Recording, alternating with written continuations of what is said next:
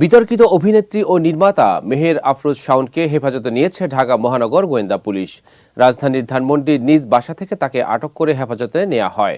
রাষ্ট্রবিরোধী মন্তব্য করার কারণে তাকে জিজ্ঞাসাবাদ করা হবে বলে জানায় ডিবি। সম্প্রতি শাওনের রাজনৈতিক অবস্থান ও কিছু মন্তব্যকে কেন্দ্র করে বিভিন্ন মহলে আলোচনা সমালোচনা হয়।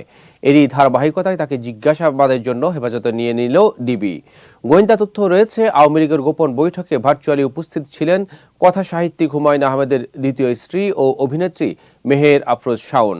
বৈঠকের সাবেক মন্ত্রীরাও ছিলেন। ভারতের কলকাতার হোটেল পার্কে গত 15 জানুয়ারি ওই বৈঠক অনুষ্ঠিত হয়। সেখানে সশরীরে ও ভার্চুয়ালি অনেকেই উপস্থিত ছিলেন।